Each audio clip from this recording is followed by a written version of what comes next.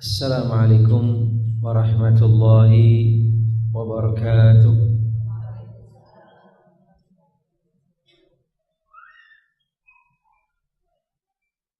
Innal hamdalillah nahmaduhu wa nasta'inuhu wa nastaghfiruh wa na'udzu billahi min shururi anfusina wa min sayyiati a'malina. Man yahdihillahu fala mudilla lahu wa man yudlil fala hadiya lahu.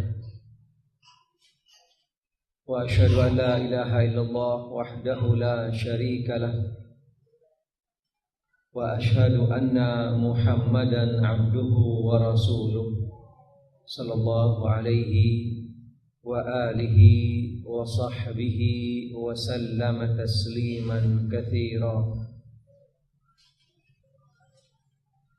Qala Allah Ta'ala fil Qur'anil Karim, ya ayyuhalladzina amanu taqullaha haqqa tuqatih wa la tamutunna illa wa antum muslimun. Wa qala azza wa jalla, ya ayyuhan nasu ittaqu rabbakumul ladzi khalaqakum min nafsin wahidah wa khalaqa minha zawjaha وبث منهما رجالا كثيرا ونساء واتقوا الله الذي تساءلون به والأرحام إن الله كان عليكم رقيبا.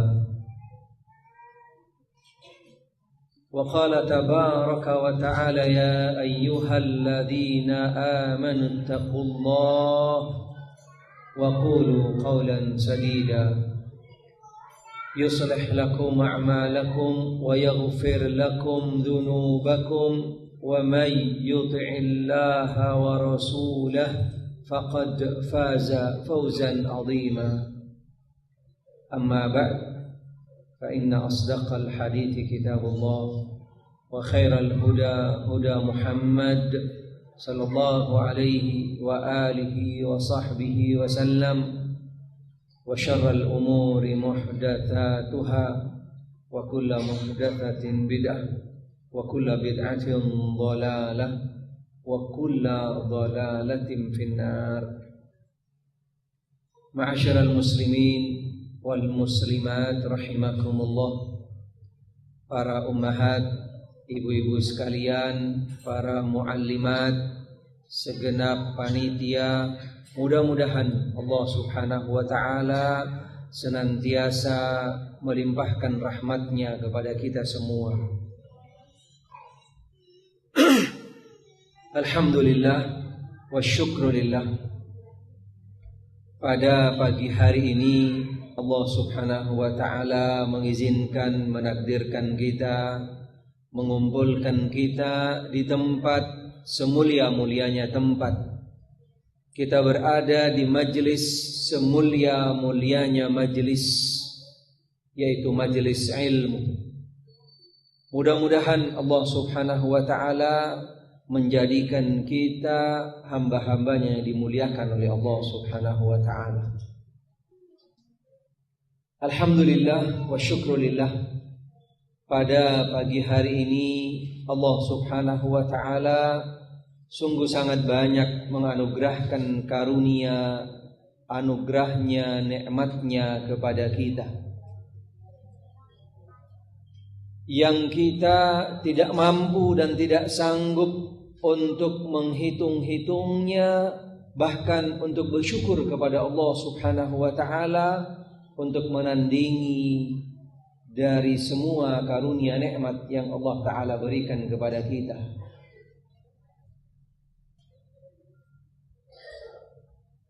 Nikmat kesehatan, nikmat kesempatan, dua nikmat ini saja sering, bahkan tidak sedikit daripada umat Muhammad sallallahu alaihi wasallam lalai dan lupa di dalamnya bahwasanya dua nikmat ini adalah anugerah karunia Allah yang besar kepada kita.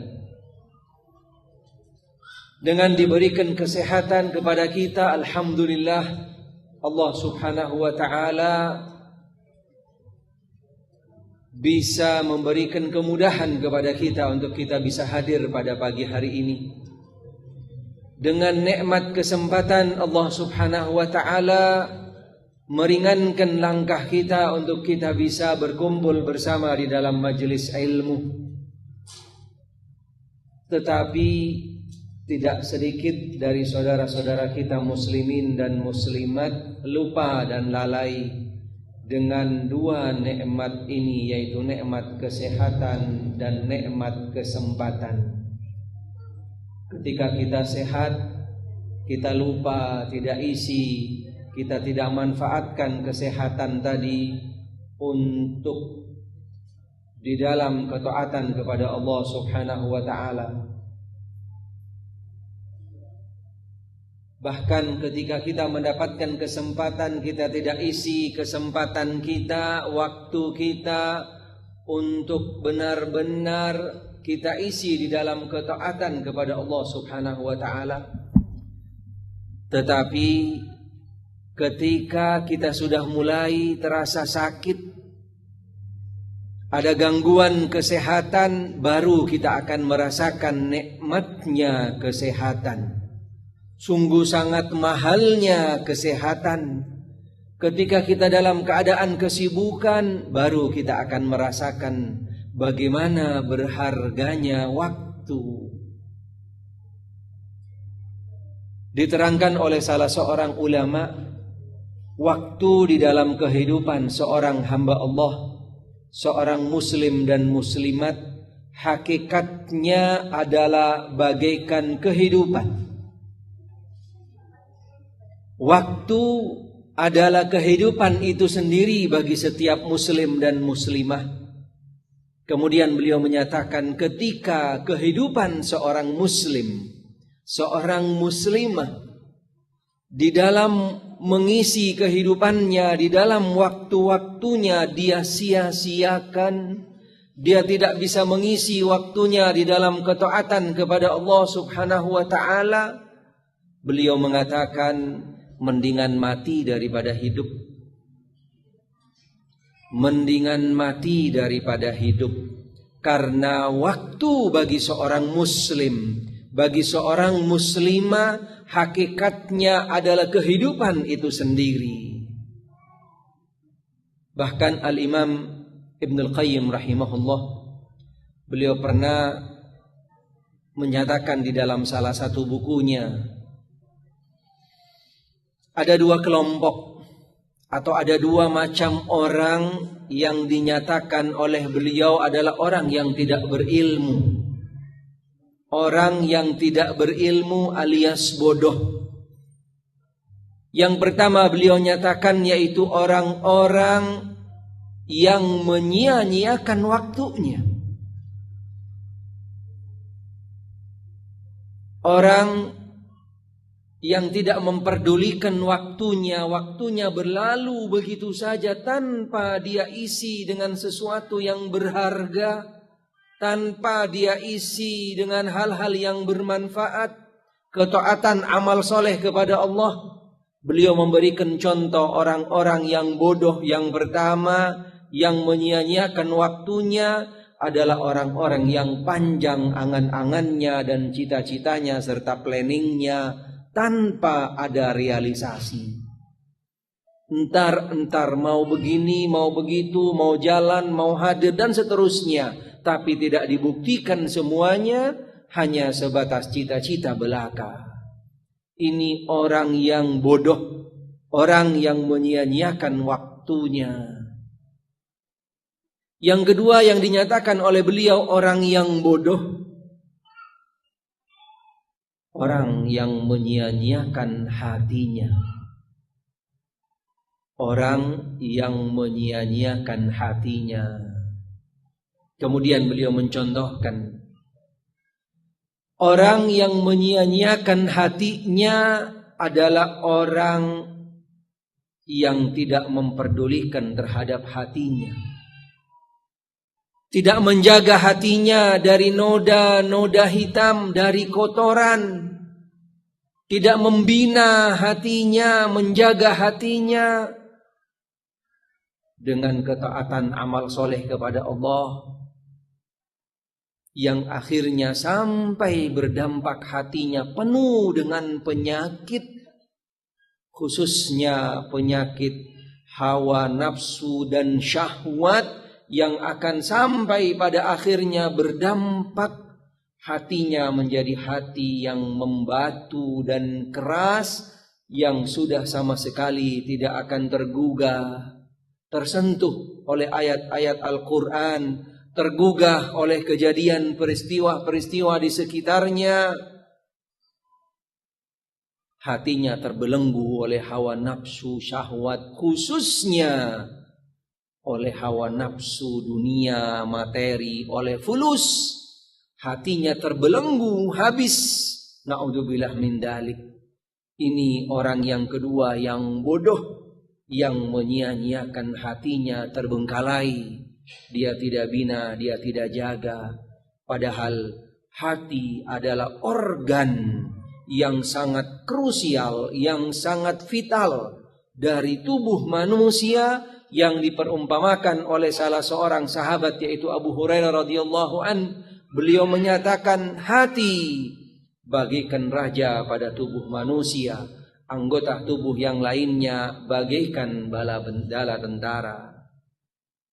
Ketika raja bersih, baik, lurus, dia akan mengerahkan bala tentaranya di dalam kebaikan, di dalam hal-hal yang mendapatkan pahala ketaatan kepada Allah. Sebaliknya, ketika raja itu kotor, bengkok, dia akan mengarahkan seluruh anggota tubuhnya ke dalam hal-hal yang akan mendapatkan murka dari Allah Subhanahu wa ta'ala.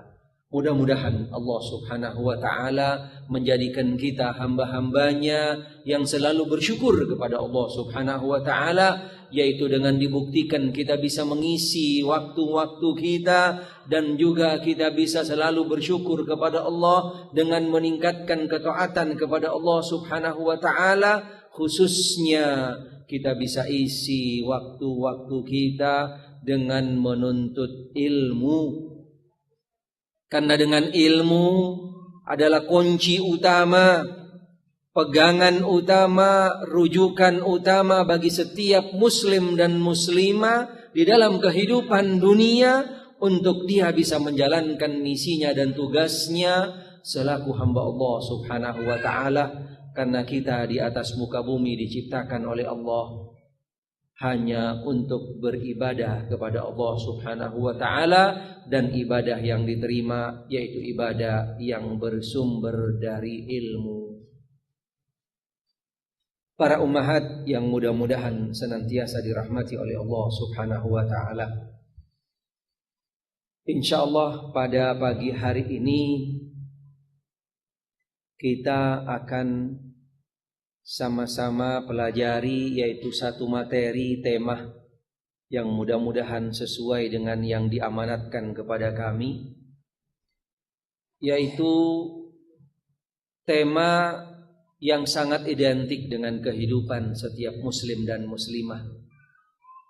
Tema yang identik dengan kehidupan dunia. Tema ini sangat sejalan, sinkron dengan seorang hamba Allah Subhanahu wa ta'ala di dalam perjalanannya di atas muka bumi. Tema yang kami yakin para ummahat, ibu-ibu sekalian sudah sering mendengarnya, atau bahkan mungkin sering membaca, dan mungkin juga sudah pernah disampaikan. Tetapi mudah-mudahan bisa menambahkan kekuatan dan juga sekaligus memperluas wawasan kita di dalam membekali kehidupan kita di dunia untuk menjalankan misi yang utama, yaitu menjalankan perintah Allah Subhanahu wa ta'ala. Materi kita yaitu tentang bagaimana kita menyikapi musibah. Bagaimana kita menyikapi satu musibah. Musibah, ujian, cobaan adalah sebuah keniscayaan. Musibah, ujian, cobaan adalah sebuah keniscayaan. Adalah sebuah kepastian. Pasti seorang muslim, seorang muslimah di dalam perjalanan kehidupannya pasti dia akan mengalami musibah, ujian, cobaan. Karena ini identik dengan kehidupan seorang muslimah atau seorang muslim di atas muka bumi.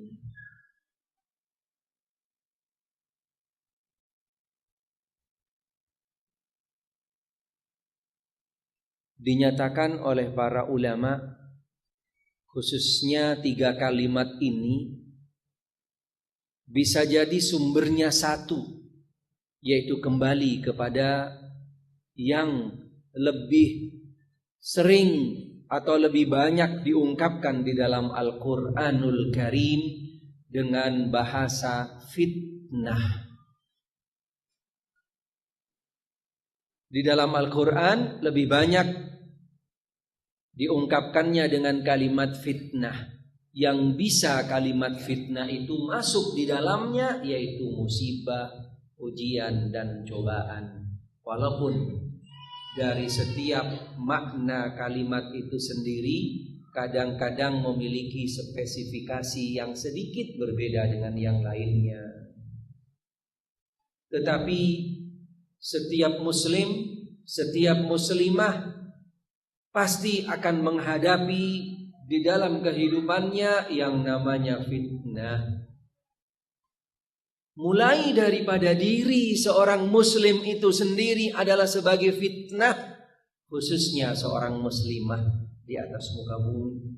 Bahkan dinyatakan oleh Nabi adalah sebagai fitnah yang terbesar, yaitu harta dan wanita. Diri seorang muslimah itu sendiri adalah sebagai fitnah, belum di dalam kehidupannya, baik kehidupan pribadi, kehidupan keluarga yang akan terdiri daripada anak-anak, harta, suami, dan juga yang lainnya, ataupun jabatan, profesi, dan yang lainnya, pasti juga termasuk di dalam kategori fitnah yang ada di atas muka bumi, yang akan selalu mengiringi kehidupan setiap muslim dan muslimah.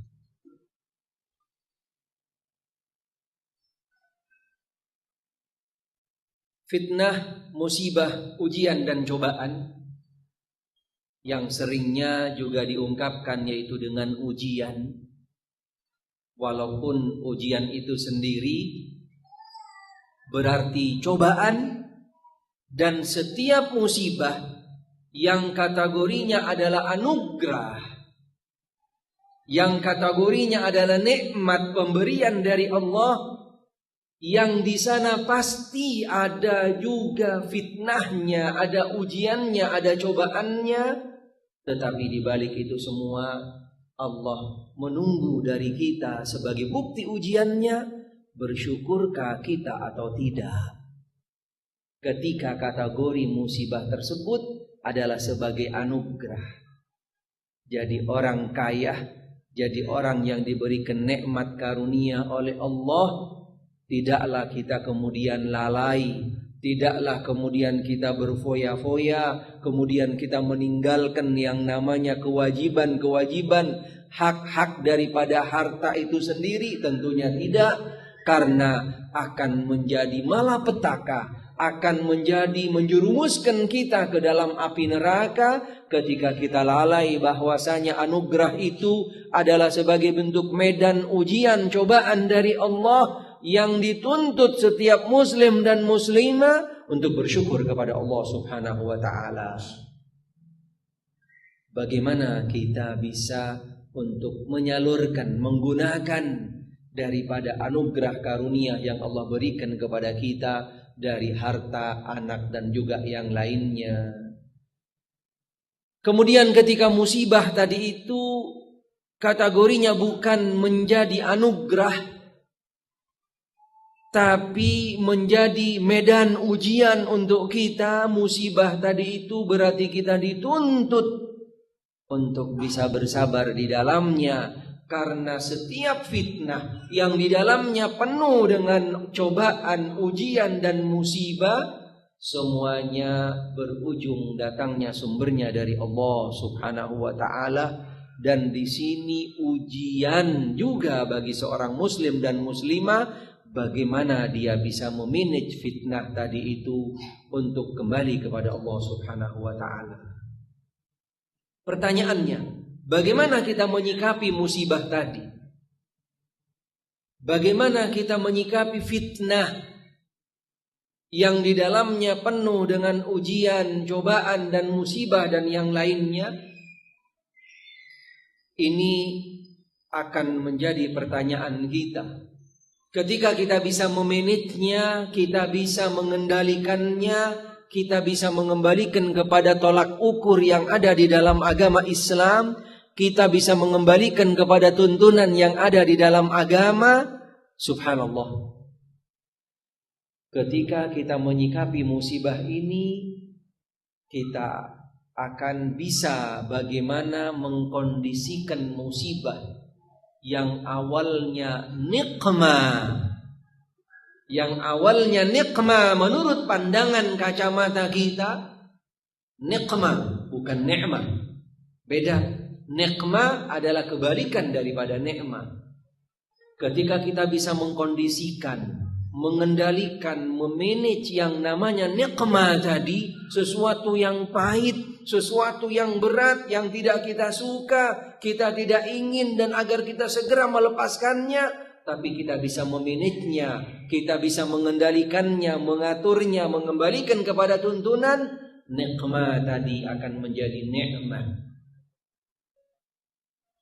Begitu juga mihnah, ujian, cobaan yang Allah timpakan kepada kita, dan itu pasti akan terjadi ketika kita bisa mengendalikannya. Mihnah tadi itu akan berupa menjadi minhah, satu hadiah, anugerah yang datang dari Allah Subhanahu wa taala kepada kita. Apalagi ketika kita selaku muslim dan muslimah, mukmin dan mukminah, mustahil karakteristik seorang muslim, muslimah, mukminah salah satunya dia pasti akan mendapatkan cobaan, ujian dari Allah Subhanahu wa taala. Ini sudah menjadi sunnatullah, sudah menjadi catatan, dan ini menjadi rangkaian ikrar seorang muslim, seorang muslimah ketika dia menyatakan dirinya u'minu billah, asyhadu an la ilaha illallah. Setelah ucapan ikrar disebutkan, rangkaian berikutnya dia akan menghadapi cobaan dan musibah. Karena ini sudah menjadi konsekuensi. Kemudian di dalam cobaan musibah itu sendiri tentunya relatif, akan ada tingkatannya. Kemudian yakinlah semua fitnah, cobaan, musibah, ujian yang Allah timpahkan kepada kita tidak akan sia-sia. Insya Allah kita akan pelajari ada 4 poin yang akan kita lalui di dalam tema ini. Yang pertama, bagaimana kita mengkondisikan nikmah menjadi nikmah, kemudian mihna menjadi minhah, dan ujian satu keniscayaan bagi setiap mukmin mukminah, dan juga tingkatan ujian bagi hamba Allah Subhanahu wa taala. Dan yang terakhir, hikmah di balik musibah. Kita awali yang pertama. Di dalam salah satu hadis sahih diriwayatkan oleh Imam Muslim, Rasulullah sallallahu alaihi wasallam bersabda, beliau bagaimana sangat takjub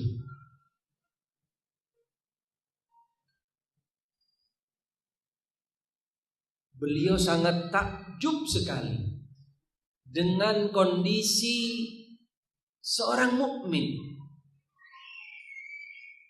Beliau memberikan satu ukuran ketakjuban beliau terangkan, ajaban li amril mu'min. Sungguh sangat luar biasa. Orang mukmin berarti dalam kategori di sini lafaz mukmin yang diterangkan oleh Nabi adalah mukmin kamilul iman, mukmin yang benar-benar konsisten, mukmin yang benar-benar di dalam merealisasikan akidahnya, imannya seutuhnya. Patut dia kita takjub kepadanya. Dan ini juga Nabi juga takjub kepadanya. Ajaban li amril mu'min. Apa yang ditakjubkan oleh Nabi SAW ada pada diri seorang mukmin, mukminah.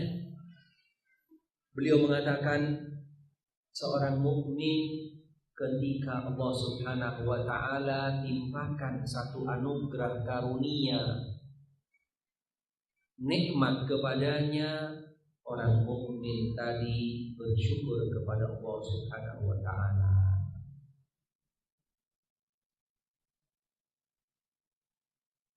Sebenarnya anugerah karunia bagi orang mukmin mukminah kita tidak bisa menghitungnya. Kita tidak sanggup sampai kapanpun untuk menghitung-hitung nikmat karunia yang Allah Ta'ala berikan kepada kita. Bahkan kita juga tidak sanggup untuk menandingi karunia nikmat Allah dengan syukur kita. Tidak sanggup. Sampai kapanpun, sepanjang umur hidup kita pun kita tidak bisa menandingi karunia Allah dengan syukur yang kita sudah ucapkan. Bahkan kadang-kadang lebih banyak seringnya kita itu bersyukur kepada Allah ketika kita mendapatkan anugerah hajat kita dikabulkan, atau ketika baru dapat rezeki baru bersyukur. Ketika cita-cita kita tercapai baru kita bersyukur. Bahkan yang lucu kadang-kadang ketika makan kita lupa bersyukur. Ingatnya kalau udah kenyang sampai keluar yang namanya bunyi baru bersyukur. Subhanallah. Kayaknya pengalaman beliau.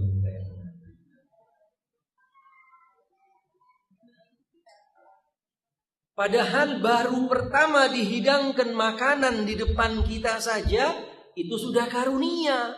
Kita sudah wajib bersyukur. Jangan nunggu bunyi dari mulut baru bersyukur. Padahal tidak ada tuntunan sunnah. Ketika kita bunyi tahak misalnya, lalu dianjurkan untuk mengucapkan alhamdulillah. Tidak ada tuntunan sunnah. Tidak ada doa dari Nabi SAW mengajarkan kepada kita ketika mengeluarkan suara seperti yang tadi, kita harus mengucapkan alhamdulillah. Tidak ada. Karena makan sesuai dengan tuntunan sunnah, tidak nunggu harus bunyi. Kita kadang-kadang lupa kalau udah bunyi baru berasa kenyang. Jangan-jangan dari awal memang udah gak baca doa. Ini kondisi yang kadang-kadang sering terjadi dengan kita semua.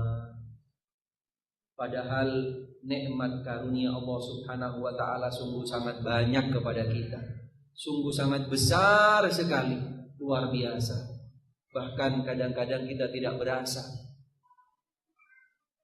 Sekalipun kita tidak bersyukur kepada Allah, Allah masih tetap continue dengan nikmat diberikan kepada kita.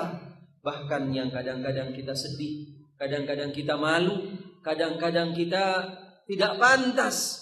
Sekalipun kita bermaksiat kepada Allah, Allah pun masih tetap memberikan nikmat karunia-Nya kepada kita. Tapi kita lupa dan lalai untuk bersyukur kepada Allah Subhanahu wa taala. Sebenarnya seorang mukmin, ketika mukmin imannya sempurna, ajaban li amril mukmin, katanya Nabi, sungguh sangat takjub. Nabi saja takjub dengan kondisi orang mukmin. Apa salah satu kriterianya? Allah Subhanahu wa taala ketika memberikan anugerah karunia kepada dia, dan ini yang sebenarnya tidak henti-hentinya, tidak putus-putusnya, seorang mukmin selalu bersyukur kepada Allah Subhanahu wa taala. Yang kedua, kriteria orang mukmin yang patut ditakjubi, yang menakjubkan ada pada diri orang mukmin, yaitu ketika ditimpakan oleh Allah satu cobaan, kesempitan, ujian, musibah kepadanya, orang mukmin tadi itu bersabar.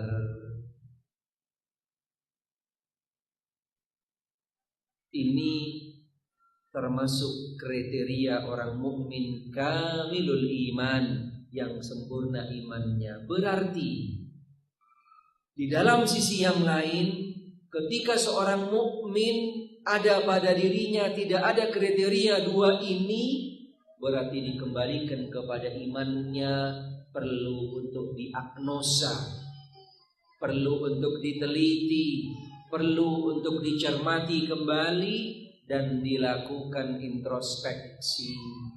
Ketika dua kondisi ini tidak ada pada diri seorang mukmin, mukminah, muslim, muslimah, berarti jangan-jangan imannya ada gangguan.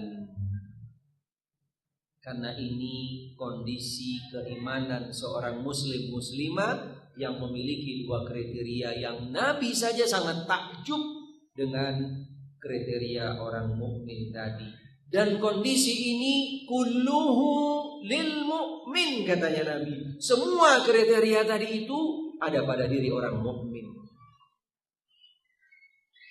Ada beberapa kiat-kiat agar iman kita sempurna,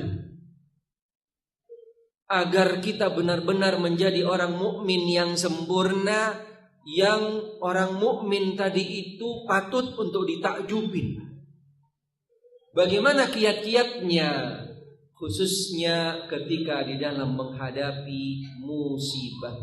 Ada beberapa kiat-kiat, di antaranya yang pertama, kurang lebih ada sekitar 8 kiat-kiat yang akan nanti kita lalui satu persatu. Yang pertama yaitu dengan penuh konsekuensi. Setiap segala sesuatu yang terjadi pada dirinya, dan ini bisa dikategorikan sifatnya umum, yang lebih khusus, lebih spesifik, yaitu ketika sesuatu tadi itu tidak mengenakkan. Walaupun segala sesuatunya kembalinya kepada Allah Subhanahu wa taala. Ketika kategorinya anugerah, kita bersyukur kepada Allah Subhanahu wa taala. Bukanlah semata usaha upaya kita, walaupun kita sudah bekerja, walaupun kita punya profesi, walaupun kita sudah punya ide-ide, kita punya teori, kita dengan praktek lakukan, tapi semata semuanya adalah datangnya dari Allah Subhanahu wa taala. Kita tetap harus mengembalikan segala sesuatunya kepada Allah. Sebelum kita menunjukkan upaya usaha yang kita lakukan, yang pertama kita harus bersyukur kepada Allah ketika kategorinya nikmat dari Allah, dan ketika kategorinya sesuatu yang tidak mengenakan, kita kembalikan kepada Allah dengan istirja.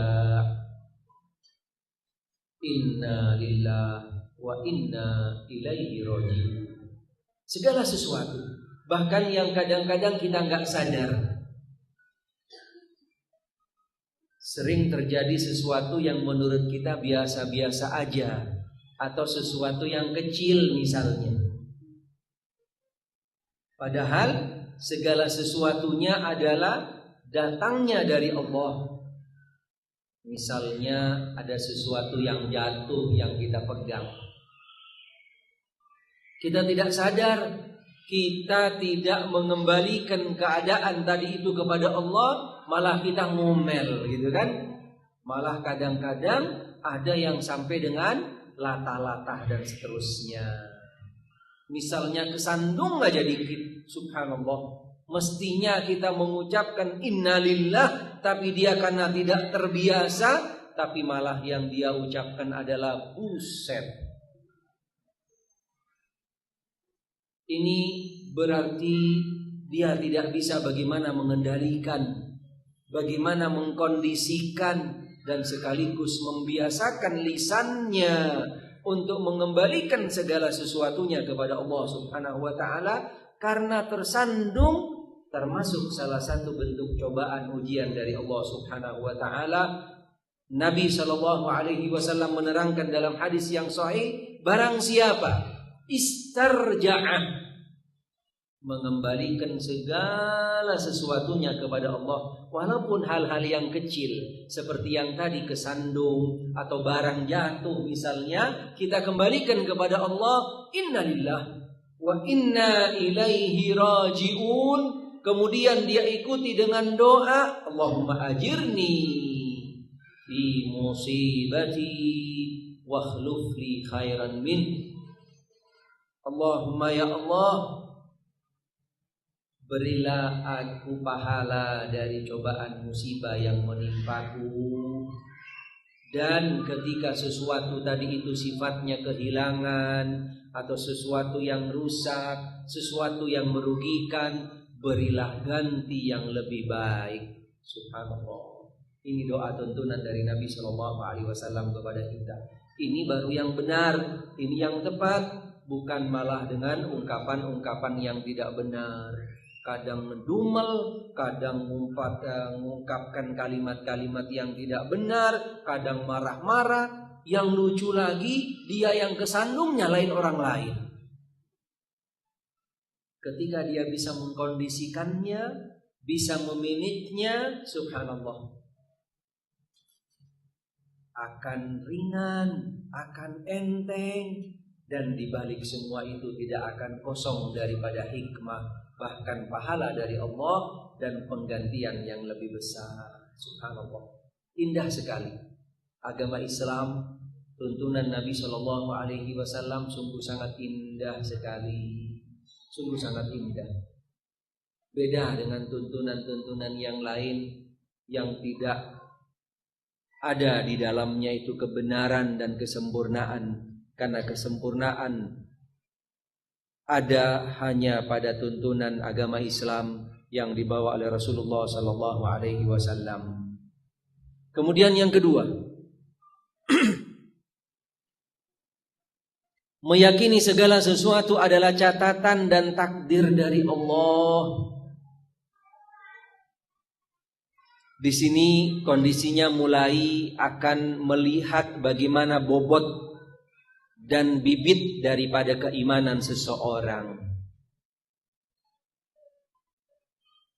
Ketika terjadi sesuatu, di sini akan dilihat, akan kelihatan bagaimana bobot daripada keimanan seseorang, karena segala sesuatunya datangnya dari Allah Subhanahu wa taala. Segala sesuatu yang terjadi di atas muka bumi, semuanya tidak akan meleset keluar daripada catatan Allah Subhanahu wa taala dan takdirnya.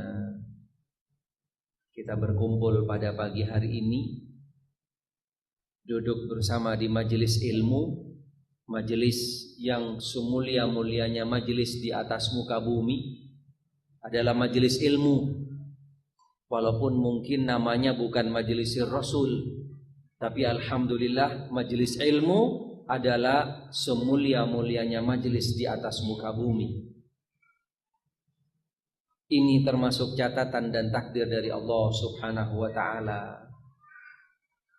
Karena Allah Subhanahu wa ta'ala sudah mencatat takdirnya, menentukan apa yang akan terjadi di atas muka bumi sampai hari kiamat. Allah sudah catatkan, yaitu 50.000 tahun sebelum Allah menciptakan pena. Sebelum Allah menciptakan makhluk, yaitu setelah Allah menciptakan pena, Allah mencatatkan takdir semua makhluk yang akan terjadi setelahnya, yaitu terjadi sebelum 50.000 tahun yang setelah diciptakan pena oleh Allah Subhanahu wa ta'ala. Jadi tidak benar ketika ada yang mengatakan bahwasanya makhluk yang pertama kali diciptakan oleh Allah adalah nurnya Nabi Muhammad sallallahu alaihi wasallam. Ini tidak benar. Ini hadisnya palsu. Hadisnya palsu, tidak ada asal usulnya. Karena yang tepat, yang benar, yang pertama kali makhluk Allah ciptakan adalah pena. Kemudian Allah perintahkan kepada pena untuk mencatat seluruh takdir daripada manusia atau seluruh makhluk. Allah Subhanahu wa ta'ala berfirman di dalam surat Al-Hadid ayat 22, "Ma asaba min musibatin fil ardi wala fis sama' wala fi anfusikum illa fi kitabim min qabl." Illa fi kitabim min qabli an nabra'aha. Tidaklah apapun yang menimpa di atas muka bumi dan juga di langit serta pada diri-diri kamu sekalian, dan ini sudah dicatat oleh Allah Subhanahu wa ta'ala sebelum Allah menciptakan langit dan bumi serta kamu sekalian. Inna dzalika 'ala Allahi yasir. Sesungguhnya hal ini bagi Allah Subhanahu wa ta'ala sangat mudah sekali. Karena segala sesuatunya sudah dicatat oleh Allah Subhanahu wa ta'ala. Bahkan termasuk catatan yang sudah Allah catatkan buat kita semua ada sejak di dalam rahim ibu kita, yaitu 40 hari yang ketiga. Allah Subhanahu wa ta'ala mengirimkan malaikat untuk mencatat 4 perkara bagi setiap hamba Allah, dan itu terjadi sejak kita berada di dalam rahim ibu kita. Umur kita, nasib kita baik atau jelek, kemudian rezeki, dan ini sudah terjadi sejak 40 hari yang ketiga. 40 hari yang ketiga, bukan hitungan bulan.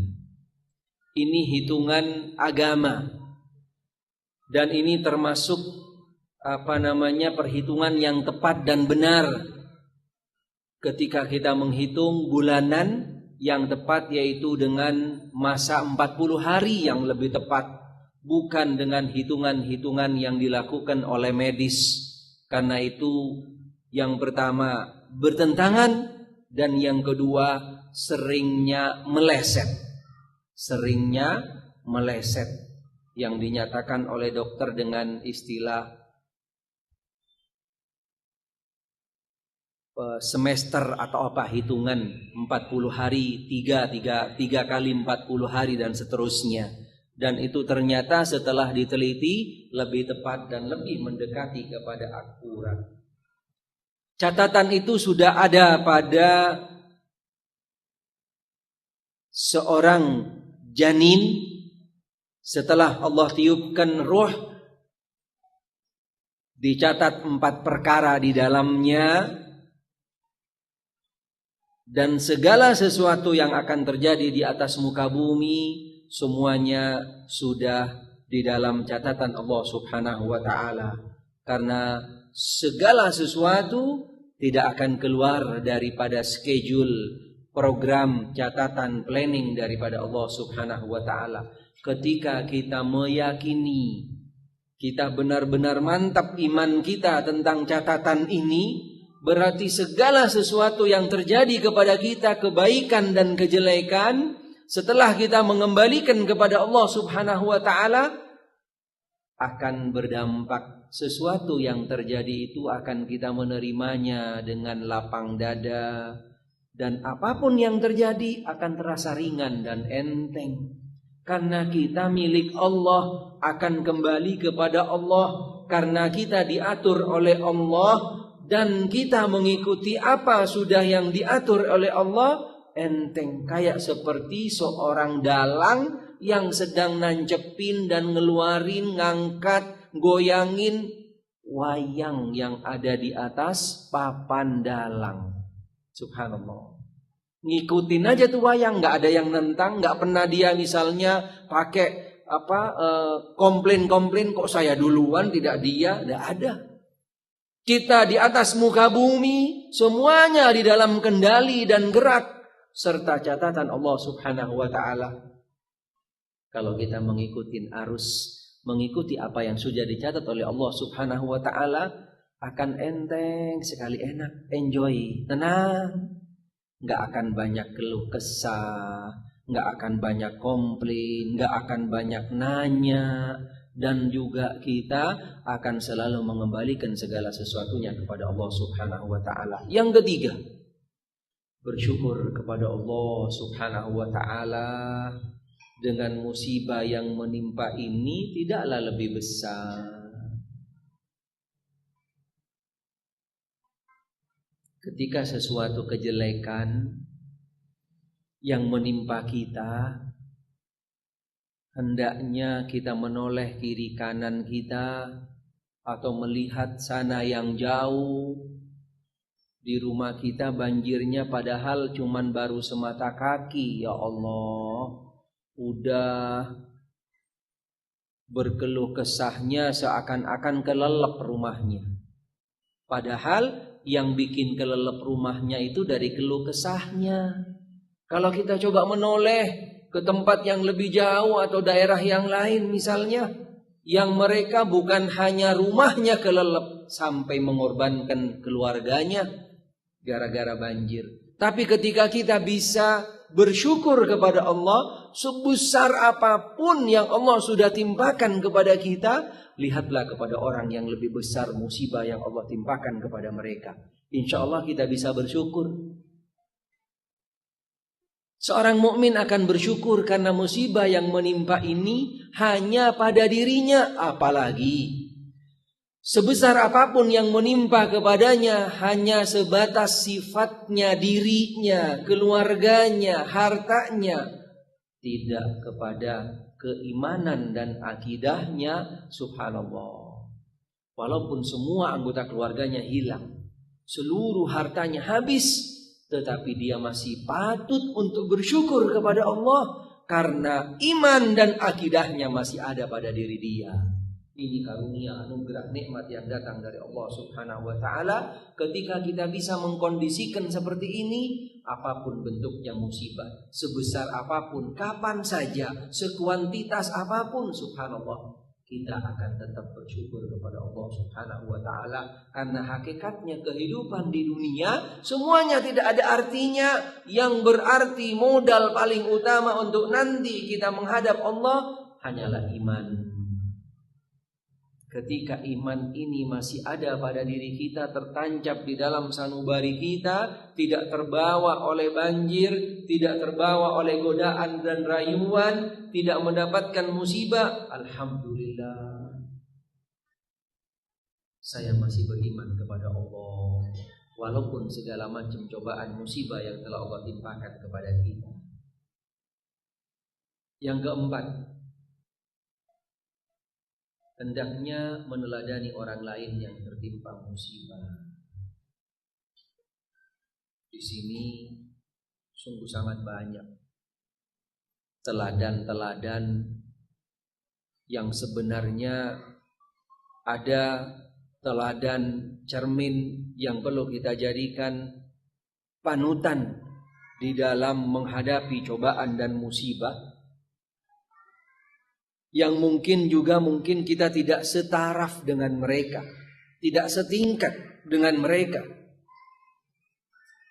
Tapi ketika kita bisa kembali dan bercermin kepada mereka, insya Allah kita akan bisa memahaminya. Contohnya misalnya Allah subhanahu wa ta'ala ketika memberikan cobaan kepada kita,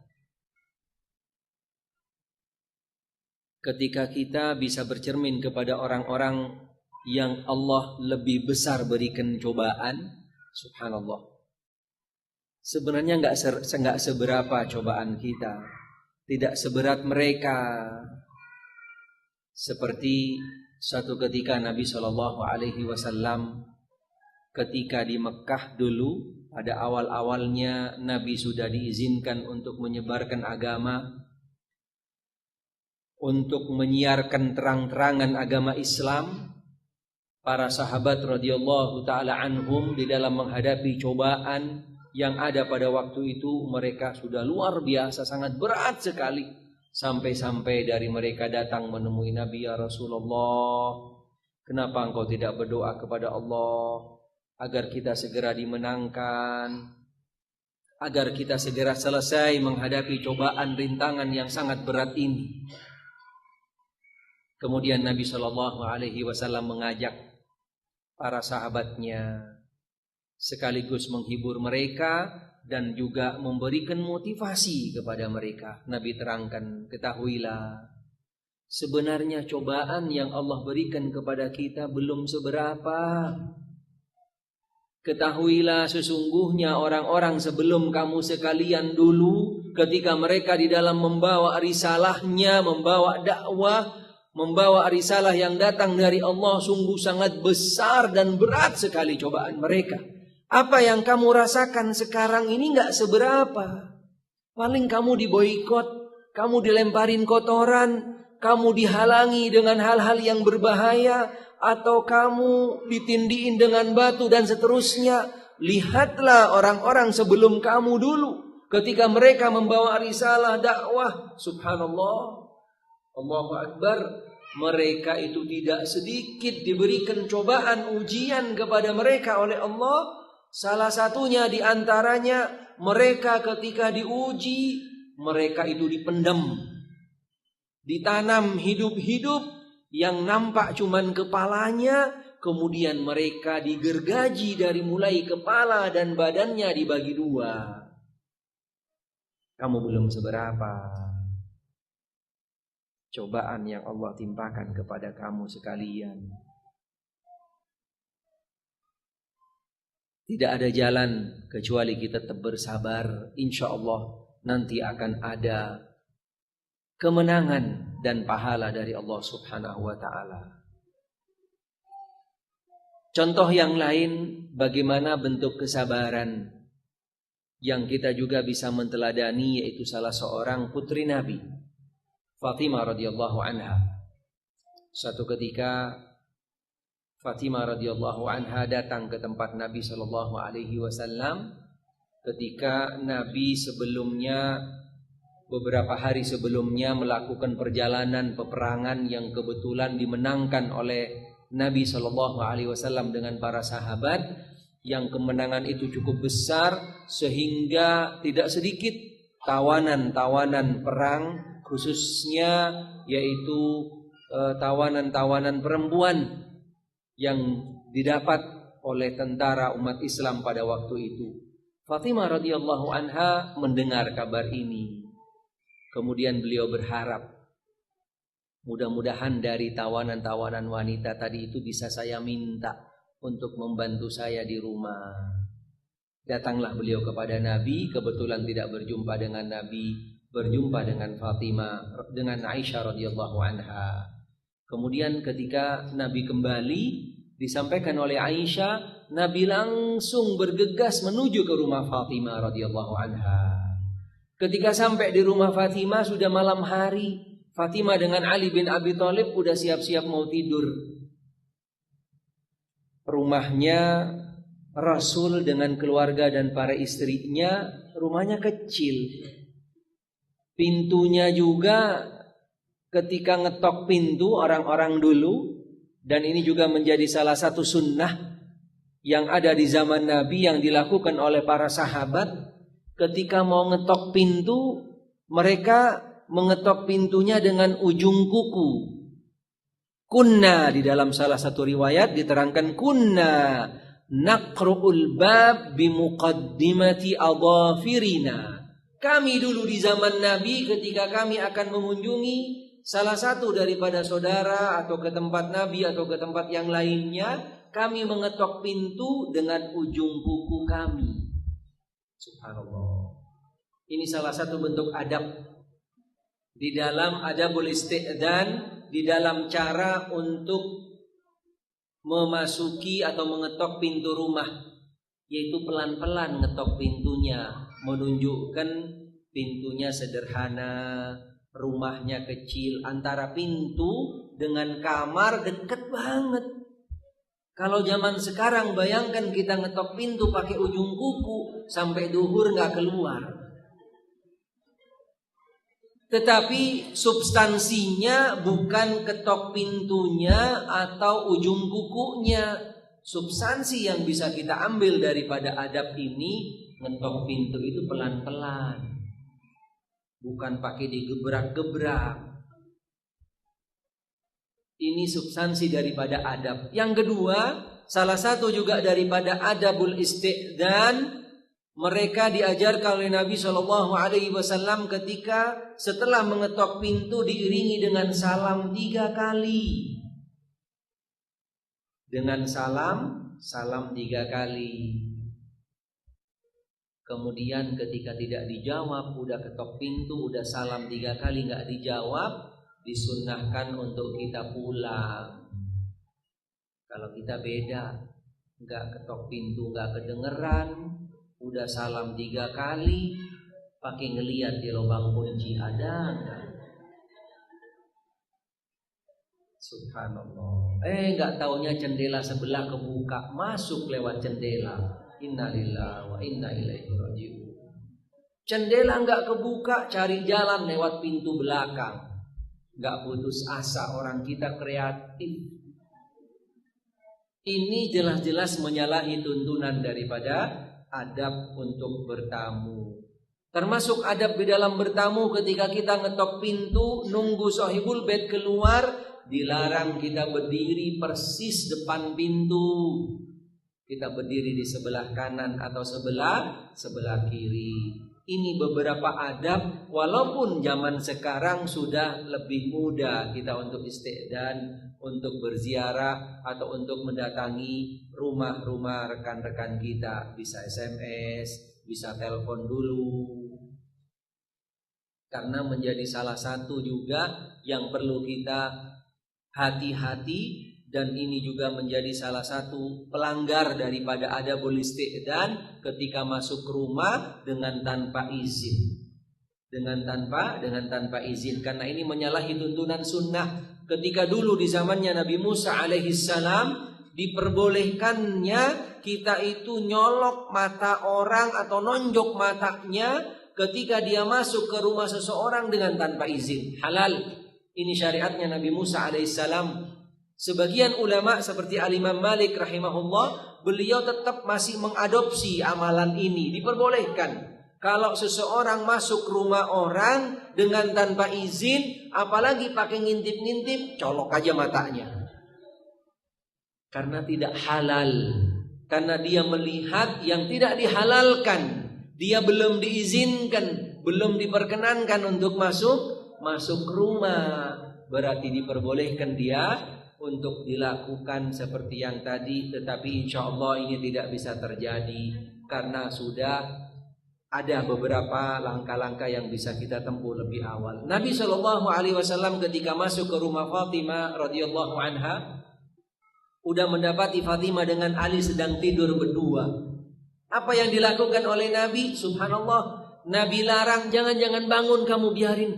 Kemudian Nabi tidur di antaranya.